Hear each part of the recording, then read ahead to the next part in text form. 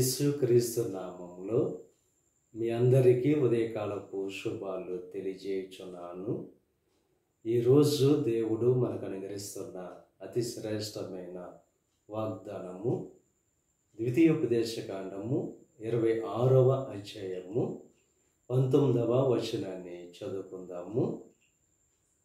నీకు కీర్తి ఘనత పేరు కలుగునట్లు నిన్ను హెచ్చించుదనని ఆయన సెలవిచ్చినట్లు నీవు నీ దేవుడైన యెహోవాకు ప్రతిష్ఠిత జనమై యుందువనియు యెహోవా ఈ దినమున ప్రకటించెను. ఈరోజు దేవుడు అతి శ్రేష్టమైన వాగ్దానం మనకి జీవితంలో అనుగ్రహిస్తున్నారు. మిమ్మల్ని హెచ్చిస్తానని చెప్పి వాగ్దానం చేస్తున్నారు.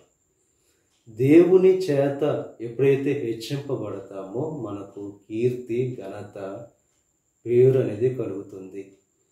మనకు మనముగా హెచ్చింపబడితే ఆ కీర్తి ఘనత పేరు పొందుకోలేము. కానీ దేవుని చేత ఎప్పుడైతే హెచ్చింపబడతామో అప్పుడు కీర్తి ఘనత పేరు అనేది కలుగుతుంది. దేవుని యొక్క వాక్యాన్ని మనం పరిశీలన చేసినట్లయితే తన్ను తాను హెచ్చించుకున్నవాడు తగ్గింపబడునని చెప్పి దేవుని యొక్క వాక్యం బహుస్పష్టంగా తెలియజేస్తుంది. మనకు మనముగా హెచ్చించుకుంటే తగ్గింపబడతాము, కానీ దేవుని చేత మనం హెచ్చింపబడితే కీర్తి ఘనత పేరు అనేది కలుగుతుంది.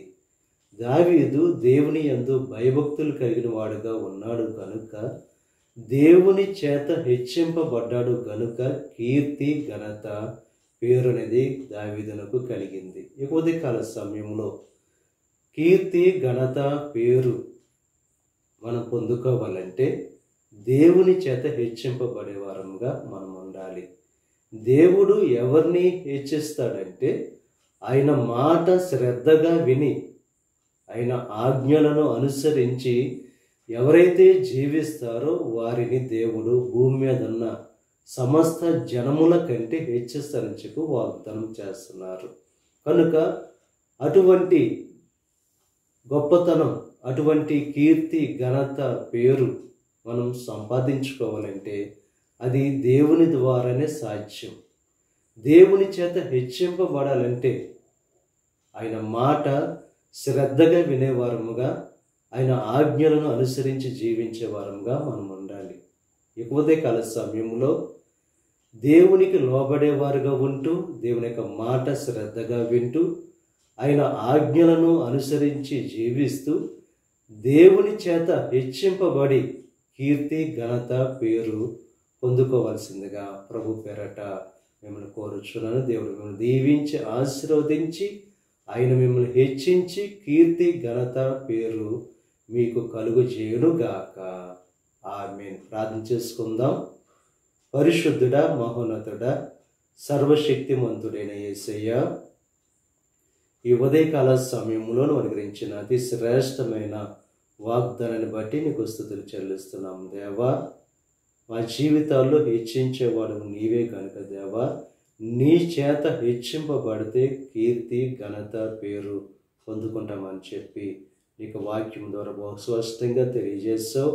యెహోషువకు నువ్వు తోడై ఉన్నావు గనుక దేవా అతని కీర్తి దేశమంతా వ్యాపించి ఉంది కనుక దేవా నువ్వు మాకు తోడుగా ఉంటే దేవా మమ్మల్ని హెచ్చించే దేవుడవు, కీర్తి ఘనత పేరు కలుగు చేసే దేవుడవు నీవే కనుక దేవా అటువంటి దేవా శ్రేష్టమైన మనసు, నీ మాట వినే మనసు ప్రతి ఒక్కరికి కలుగు చేయండి. ఈ ప్రార్థనలో ఏకీభవిస్తున్న ప్రతి ఒక్కరిని దీవించి ఆశీర్వదించండి. ఈ రోజు తలపెట్టిన ప్రతి కార్యాన్ని సఫలం చేయండి. వారి రాకపోకల్లో నీకు సహాయం అనుగ్రహించండి. అనారోగ్యం ఉన్న బిడ్డలను దేవా నీకు శిలువ రక్తంలో కడిగి వేసి దేవా నీ గాయపడిన ఆస్థానం నుంచి సంపూర్ణమైన స్వస్థత విడుదల కలుగు చేయండి. ఈ దిన ఆశీర్వాదాలు ప్రతి ఒక్కరి మీద మెండుగా కృమ్మరింపచేసి నీ దేవునితో నింపి నడిపించమని మా ప్రభువైన యేసుక్రీస్తు నామం పేరట వేడుకొనుచున్నాం తండ్రి. ఆమేన్. తండ్రి, కుమార, పరిశుద్ధాత్మ త్రియేక దేవుని యొక్క కృప సదాకాలం మనకు తోడై ఉండి దేవుని యొక్క దేవునిలో ఆశీర్వాదాలతో నింపి నడిపించునుగాక. ఆమేన్.